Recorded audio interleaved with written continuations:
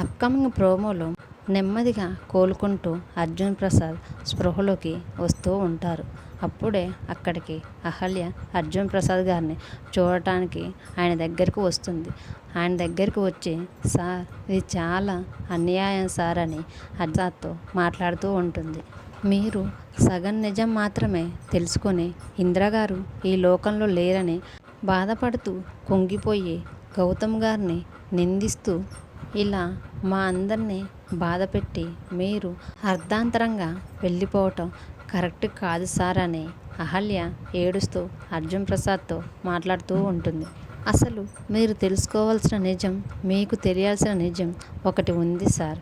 ఇంద్రగారు మళ్ళీ పసిబిడ్డగా పెరగటానికి, మీ మనవడిగా మీ ఒడిలో ఆడుకుంటూ ఎదగటానికి మీ ఇంద్రగారు మళ్ళీ వస్తున్నారు సార్.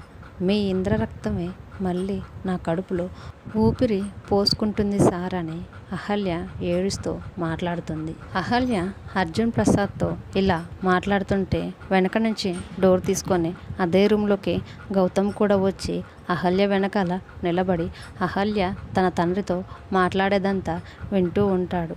తర్వాత అహల్య, ఇంద్రగారి బాధ్యత నాది అని మీరు ఏ విధంగానైతే మీ చనిపోయిన స్నేహితుడికి మాట ఇచ్చారో అదేవిధంగా అహల్య బాధ్యత కూడా నాదే అని చనిపోయిన ఇంద్రగారికి గౌతమ్ కూడా అదేవిధంగా మాట ఇచ్చారు సార్ అని అంటూ ఉంటుంది.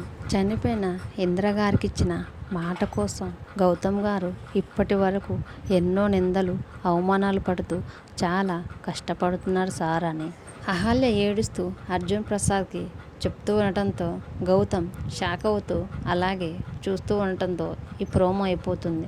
చూద్దాం మరి అప్కమింగ్ ఎపిసోడ్లో అహల్య చెప్పిన నిజం వలన అర్జున్ ప్రసాద్ గారు తిరిగి ఆనందంగా ఆరోగ్యంగా మారతారా అనేది అప్కమింగ్ ఎపిసోడ్స్లో చూద్దాం.